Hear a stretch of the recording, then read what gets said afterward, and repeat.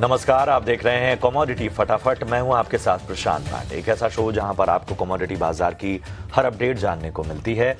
Gold, silver, base metals, इसके अलावा agree commodities या फिर क्रूड और नेचुरल गैस, हर तरह की रणनीति आपके सामने हमारे दिग्गज एक्सपर्ट रखते हैं और इस शो में आप अपने सवाल भी हम तक पहुंचा सकते हैं। तरीका बेहद आसान है। ये जो नंबर आपकी स्क्रीन पर हम लगातार फ्लैश कर रहे हैं, इस नंबर पर व्हाट्सएप कीजिए। जी हाँ, इस नंबर पर व्हाट्सएप कीजिए। नंबर एक बार नोट कर लीजिए, 9136934065। नंबर एक बार फिर दोहरा देता हूँ, 9136934065। इस नंबर पर आप अपना सवाल सिर्फ व्हाट्सएप कीजिए और हम आपके सवालों को अपनी चर्चा में शामिल करेंगे। याद रखिए, आपके कोई भी सवाल हो, चाहे वो गोल्ड के सवाल हो, सिल्वर से जुड़े आपकी क्वेरी हो या फिर crude, natural gas, agree commodities, base metals, आप कोई भी सवाल हमसे पूछ सकते हैं। हमारे दिग्गज एक्सपर्ट आपको राय देंगे। इन सब के बीच में परिचय करा दूं, हमारे साथ चर्चा में शामिल हो रहे हैं मेरा ये सेट शेयर खान से अनुज चौधरी और मोतीलाल ओसवाल से मानव मोदी। आप दोनों का बहुत बहुत स्वागत। बारी बारी से मैं आपके पास आऊँगा, लेकिन ज़रा गोल्ड और सिल्वर के तमाम जो रफ्तार है उसको एक बार फिर से देख लेते हैं। सोने में रिकॉर्ड रैली जारी है। 1,43,500 के पार पहुंचता हुआ सोना पहली बार है और कॉमिक्स गोल्ड फ्यूचर्स $4640 के पास। सिल्वर की बात करें तो यहां पर तो बेतहाशा तेजी है और चांदी 2,87,990 की नई ऊंचाई तक पहुंची है। $11,500 की आज मजबूती देखने को मिली है। कॉमिक्स पर चांदी $90 के करीब पहुंच गई है। तो सबसे पहले इस पूरे जो रैली है और इसमें अब एक कहीं ना कहीं एक चिंता भी बनी हुई है कि आखिर क्या स्थिति बन सकती है। अनुज जी, आपसे शुरुआत करूंगा। हमें बताइए कि गोल्ड और सिल्वर की ये जो बेतहाशा रफ्तार है, ये कहती क्या है? जी नमस्ते प्रशांत जी, सभी दर्शकों को भी। सबसे पहले हमने देखा है कि अभी जो फ्रेश जियोपॉलिटिकल टेंशन्स जो चल रहे हैं, तो उसके वजह से जो पहले हमने जो तेजी देखी थी उसके अंदर में उस समय के जियोपॉलिटिकल टेंशन्स जो चल रहे थे उसको ऐड ऑन करते हुए इसके अंदर में हमने देखा है कि और further safe haven demand gold और सिल्वर दोनों के तरफ में बढ़ी है। जो यूएस ईरान, यूएस वेनेजुएला, अभी जो ग्रीनलैंड का भी जो नया अभी जो चल रहा है टेंशन्स, तो इसके वजह से हम देखें कि सेफ हेवन डिमांड और बढ़ी है। फिजिकल साइड देखेंगे तो retail demand is still growing, central banks are buying, जो ईटीएफ्स है वो कंटिन्यू बाय कर रहे हैं। जो इंडस्ट्रियल डिमांड है वो तो एज इट इज, तो हमने देखा है कि वो भी एक स्ट्रॉन्ग फैक्टर है जो सिल्वर के अंदर में अभी भी तेजी को पकड़ी हुई है। गोल्ड की भी बात करेंगे तो सेम फैक्टर्स है, ETF buying, central banks are buying. अभी लास्ट मंथ में हमने देखा कि जितने भी ग्लोबल बैंक्स थे ऑलमोस्ट करीबन 34 टन्स की बाइंग हुई है। चाइना की कुछ करीबन 8 मेट्रिक टन्स की बाइंग थी। तो बैंक की तरफ से भी जो डिमांड है वो गोल्ड और सिल्वर दोनों को तेजी में रख रही है। जी प्रशांत जी। और इस बीच मैं परिचय करा दूं, हमारे साथ संदीप भान साहब भी जुड़ चुके हैं, सीईओ एसडी गुथरी सिंगापुर से। थैंक यू सो मच भान साहब इस चर्चा में जुड़ने के लिए। और मैं अपने सवाल के साथ आपके पास आऊँगा। उससे पहले जिस सिलसिले में आपसे बातचीत करनी है वो अपने दर्शकों के सामने जानकारी दे देता हूँ। तो दरअसल इंडोनेशिया ने इस साल B50 बायोडीजल लागू करने की योजना रद्द कर दी है। इंडोनेशिया में फिलहाल B40 ब्लेंडिंग यानी कि 40% पाम ऑयल और प्लस 60% डीजल, ये जो कॉम्बिनेशन है यही जारी रहेगा, जिसको B40 ब्लेंडिंग कहा जाता है। डिप्टी एनर्जी मिनिस्टर युली योत तुनजुंग ने इस बारे में आधिकारिक जानकारी दी है। वहां की सरकार ने पाम ऑयल सप्लाई और लागत को देखते हुए इस तरह का फैसला लिया है। जो B50 बायोडीजल योजना है उसे अभी फिलहाल के लिए स्थगित कर दिया है। तो मैं इसी अहम विषय, इसी अपडेट के साथ कहीं ना कहीं आऊँगा भान साहब। और हमें सबसे पहले ये बताइए कि इंडोनेशिया के बायोडीजल ब्लेंडिंग जो B50 प्रोग्राम का सस्पेंशन है या इसे जो पोस्टपोन किया गया है, क्या ग्लोबल मार्केट में सप्लाई बढ़ेगी या पाम के दाम पर कुछ इफेक्ट देखने को मिलेगा? इसमें पहले तो उन्होंने जो अनाउंसमेंट की है उसके अनुसार ये B50 का इम्प्लीमेंटेशन इस साल में रोक दिया है। इसको अगले साल फिर देखा जाएगा। और दूसरा अहम फैसला जो उन्होंने आज लिया था वो था इसका एक्सपोर्ट टैक्स को भी 2.5% से ऊपर बढ़ा दिया। जो सीपीओ पर पहले 10% था उसको 12.5% कर दिया। इसके चलते सप्लाई में अभी कोई मेजर इंपैक्ट आएगा ही नहीं, क्योंकि हम ये एंटिसिपेट था B50 करीबन 3 to 4 million tonne of crude palm oil को लोकली कंजम्पशन में ले जाएगा टू मेक बायोडीजल। वो 3 to 4 मिलियन अब वापस सिस्टम में ही रहेगा। जो 2025 का सिनेरियो था वहां B40 चल रहा था। B40 में करीब 13 to 14 million tonne CPO use हुआ था बायोडीजल बनाने में। वही सिनेरियो रिपीट होगा 2026 में भी। सो इन टर्म्स ऑफ इसको देखा जाएगा mid of the year food की डिमांड कैसी रहेगी। ये प्लानिंग जो इंडोनेशिया 48 मिलियन टन का सालाना सीपीओ बनाता है उसका ऑलरेडी एक सिस्टम इन प्लेस है जिसके अंतर्गत ये B40 चल रहा था। अब उसी 48 मिलियन टन के अंदर B50 का भी आना था। अब B50 आया नहीं, B40 रहेगा और जो 2025 में फ्लो था वही मेंटेन होगा 2026 में भी। एक चीज़ और, चूंकि निगाहें रहेंगी डिमांड और सप्लाई के तमाम सिनेरियो पे, तो हमें बताइए कि मौजूदा जो माहौल है या जो ये ताज़ा डेवलपमेंट है वो डिमांड और सप्लाई के लिहाज से आपको कैसे लग रहे हैं? तो दृष्टिकोण से देखना, एक तो इंडोनेशिया की तरफ से और एक तो मलेशिया की तरफ से। मलेशिया में अभी स्टॉक्स जो है 31 दिसंबर को मलेशियन पाम ऑयल बोर्ड ने रिपोर्ट रिलीज करी थी। उस रिपोर्ट के अनुसार मलेशिया में स्टॉक्स 3 मिलियन टन है जो पिछले 7 साल के हाई पे है। उसके चलते मार्केट पे थोड़ा असर है क्योंकि सप्लाई बहुत बनी हुई है मलेशिया से। अब अगर इंडोनेशिया का सिनेरियो देखें तो इंडोनेशिया में अब जो ये टैक्स बढ़ोतरी हो रही है 2.5% की मार्च ऑनवर्ड्स, इससे नियर बाय जनवरी और फरवरी पे थोड़ा सा प्रेशर सप्लाई पे आ रहा है, बिकॉज इंडोनेशिया से हर कोई एक्सपोर्ट करना चाहेगा before March two avoid this extra 2.5%। इसके चलते थोड़ा सा फ्लो बढ़ेगा इंडोनेशिया से।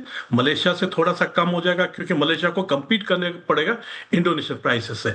मार्च ऑनवर्ड्स ये फ्लो जो इंडोनेशिया फरवरी में करेगा वापस मलेशिया को जाएगा और इंडोनेशिया में things will be back to its regular routine, CPO local refineries में बाय B40 में। चलिए, जाहिर सी बात है कि इन सारी परिस्थितियों को बहुत ही बेहतर विश्लेषण के जरिए समझना था, इसलिए संदीप साहब को आपने अपनी चर्चा में शामिल किया।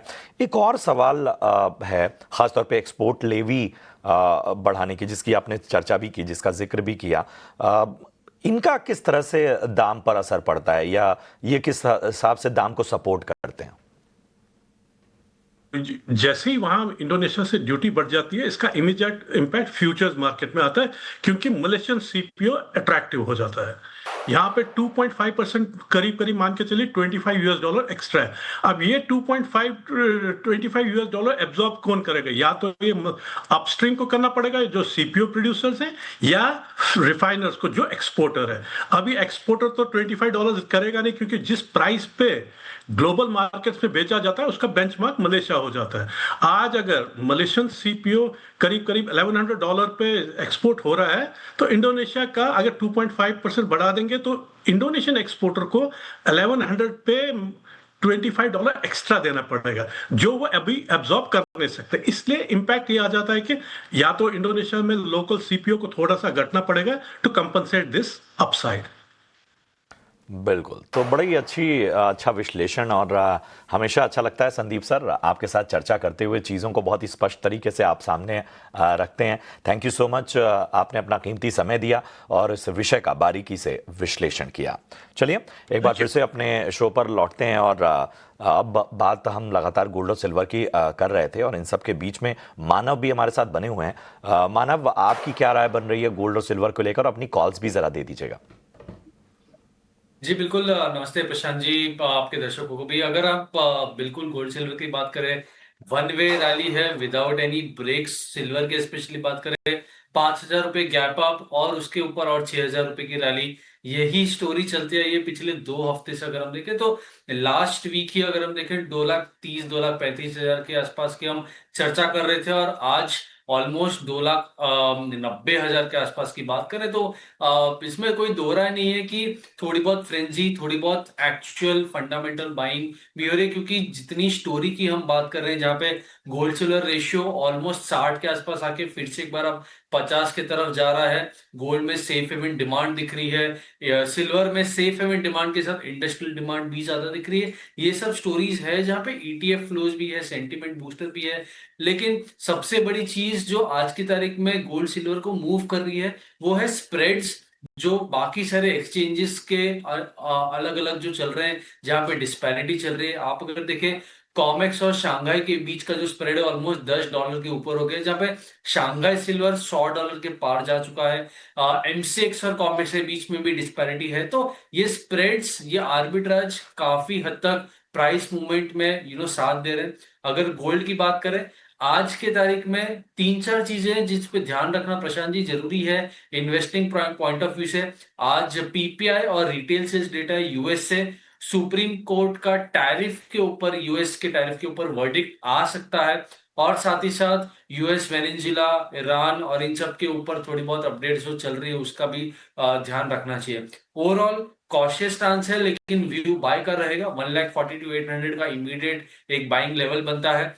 1,42,000 का स्टॉप लॉस और 1,44,200 का टारगेट रहेगा गोल्ड मिनी में। सिमिलरली सिल्वर की बात कर ले तो सिल्वर में 2,86,500 के आसपास का बाइंग लेवल बनता है। बिल्कुल स्विंग्स बहुत हाई है, 1,000, 2,000 रुपए की स्विंग्स है, तो रेंज थोड़ी बड़ी रहेगी।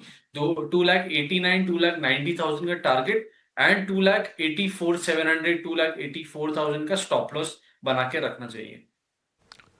चलिए, तो गोल्ड और सिल्वर मिनी में ये कॉल जो है वो मानव मोदी की। सिल्वर मिनी की अगर हम बात करें तो 2,86,500 के स्तर पे खरीदारी की सलाह। स्टॉप लॉस 2,84,700 का, टारगेट 2,89,000 के यहाँ पर।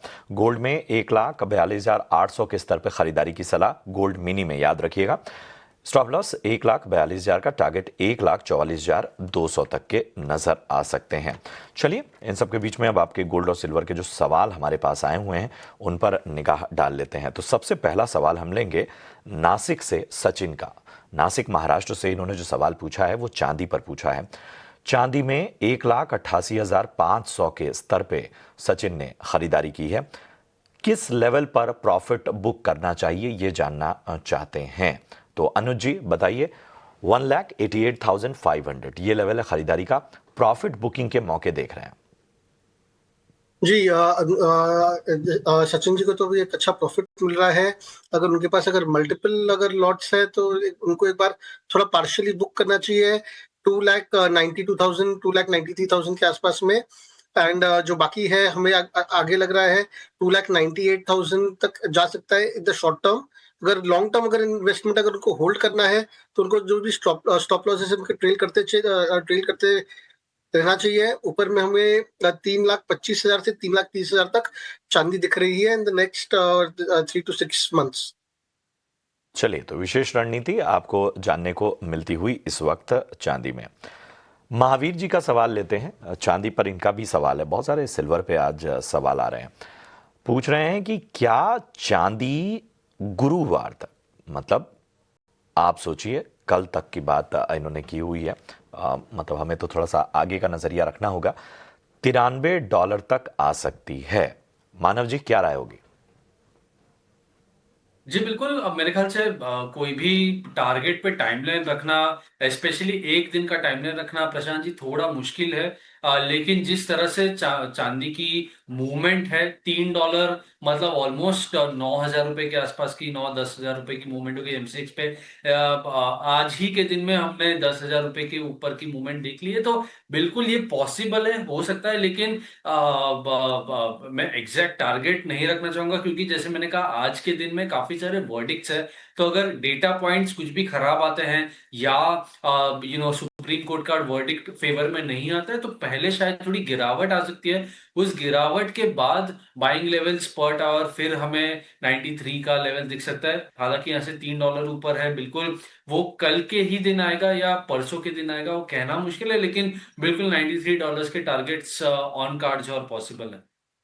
चलिए, तो ये है राय आपको मिलती हुई। और 1 डे जो टारगेट्स हैं इतने इस तरह के मार्केट में, और वो कहीं ना कहीं एक बहुत ही अलग तरह से प्ले आउट होते हैं, तो उस हिसाब का भी ध्यान रखिए। इस बीच मुझे खुशी हो रही है, परिचय कराते हुए हमारे साथ फोन लाइन पर जुड़ चुके हैं डीडी कॉटन के एमडी अरुण सेक्सरिया साहब। अरुण जी, बहुत बहुत शुक्रिया अपना कीमती समय देने के लिए। और सबसे पहले जिस तरह की तमाम डिमांड और सप्लाई की खबरें आ रही हैं वो अपने दर्शकों के सामने मैं रख देता हूं, और उसके बाद जो है उस खबर पर फिर मैं आपके पास आता हूं। तो जो कॉटन की डिमांड सप्लाई की स्थिति है सर, वो हमने अपने दर्शकों के सामने रखी, और इन सबको देखते हुए ये स्थिति क्या इशारा कर रही है, अभी की स्थिति क्या कहती है, भाव आगे किधर जाते दिख रहे हैं, और सीसीआईसीआई की जो खरीदारी की रिपोर्ट है वो क्या है? नमस्कार। देखिए, जहां तक क्रॉप का सवाल है, हिंदुस्तान में क्रॉप का एस्टिमेशन अभी हुआ है 310 लाख के आसपास की क्रॉप एस्टिमेशन हुई है। कल हमारे सीआई में मीटिंग हुई थी क्रॉप कमेटी की, उसके अंदर सारे ऑल द जितने भी जो कॉटन ग्रोइंग स्टेट्स है उसके सब एसोसिएशन लोग ने फिगर रखे थे। अभी जहां तक अराइवल्स का सवाल है, 50% माल आ चुका है, 50% अभी आना बाकी है। लगभग 1,50,000 से 1,55,000 का माल आ चुका है। उसमें से सीसीआई के पास अबाउट 85 लाख बेल्स की प्रोक्योरमेंट हो चुकी है। तो सप्लाई का जहां तक सवाल है उसकी कोई चिंता नहीं है, बिकॉज सीसीआई के पास काफी माल पड़ा है। अभी देखने की बात है कि सीसीआई माल बेचना कभी चालू करेगी। तो लास्ट ईयर की जो उनकी प्रोक्योरमेंट था उसमें से मोटा मोटी they have sold most of the cotton except maybe about अबाउट 1 लाख बेल्स, और 1 लाख 1.25 लाख गांठ बची है, बाकी सब गांठ बेच दी है उन्होंने। तो that is a wonderful job. तो थोड़ा सा और विस्तार से बताइए, मतलब पिछले साल से तुलना करें तो ये स्थिति ज्यादा बेहतर नजर आ रही है आपको डिमांड सप्लाई की स्थितियों के हिसाब से? देखिए, सप्लाई मेरे हिसाब से जो पिछले साल की थी उसके मुकाबले सेम बराबर ही चल रही है। As far as demand is concern, पिछले साल के मुकाबले डिमांड कमजोर है, बिकॉज एक्सपोर्ट के अंदर कमजोर है। Bangladesh is very dicey because of the situation, ground level situation वहां पे जो चल रहा है उसके कारण। और अभी जो टैरिफ का जो मसला चल रहा है, एक्सपोर्ट भी बहुत कमजोर है, particularly in some sector of the value chain in textile. तो demand is lower than last year, supply is more or less on the same line. लेकिन अरुण जी, अमूमन माना जाता है कि भारत के लिए बड़े ही क्राइसिस वाली सिचुएशन में अपने आप स्थितियां बड़ी बेहतर बन जाती हैं। तो रिकमेंडेशंस क्या हैं, मतलब जो भी स्टेक होल्डर्स हैं वो किस तरह के सुझावों के साथ सामने आते हैं? देखिए, रिकमेंडेशन तो काफी है, अभी ये विस्तार में बताना यहाँ तो बड़ा मुश्किल है, because it's a very complex situation. अभी एमएसपी आपकी चल रही है, तो एमएसपी के अंदर अभी गवर्नमेंट को ये नक्की करना चाहिए कि भाई सीसीआई क्या भाव में माल बेचेगी। आज अगर कोई भी मिल को माल लेना है तो उनके पास इंपोर्ट के सिवाय कोई चारा नहीं है, because nobody is selling long term cotton. तो अगर सीसीआई ये नक्की कर दे कि भाई हम आपको ये बेसिस पे माल बेचेंगे, आगे जाके कॉटलुक इंडेक्स पे बेचेंगे या सीआई की या जो भी स्पॉट प्राइसेस है उसके हिसाब से बेचेंगे, तो कम से कम एक पता रहेगा सबको कि भी क्या प्राइसिंग में अपने को माल मिल जाएगा। आज अपने को पता ही नहीं कि सीसीआई क्या भाव खोलेगी। तो मेन चीज यही है कि भी there has to be some मिलों के सामने एक प्रपोजल होना चाहिए कि भी उनको माल क्या भाव में मिलेगा और क्या बेसिस पे माल मिलेगा। भाव तो ऊपर नीचे होते रहेंगे, पर क्या बेसिस पे माल मिलेगा, अगर वो नहीं होएगा तो it is very difficult for the mill industry. Even in when there is no demand also, then also but mill has to run the mill, तो उनको रुई चाहिएगी। बट जब तक पता नहीं चलेगा बड़ी मुश्किल है। ये एक main proposal, main suggestion government के साथ यही है। मिल वाले बोलते हैं कि हमको इंपोर्ट में ड्यूटी दीजिए। अभी इंपोर्ट में अभी 3.5 लाख गांठ की 3 करोड़ की क्रॉप है, इंपोर्ट आती है 30-40 लाख गांठ आती है, तो hardly about 10% is imported. So government has to work out a mechanism whereby import is also allowed and it does not hurt the industry also.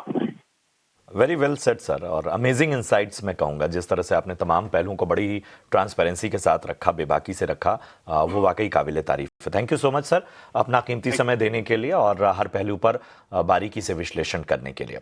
चलिए एक बार फिर से अपने शो की ओर लौटते हैं और अब क्रूड और नेचुरल गैस को अपने रडार पर लेकर आते हैं। और बारी बारी से समय कम है तो अपने एक्सपर्ट से राय ले लेते हैं।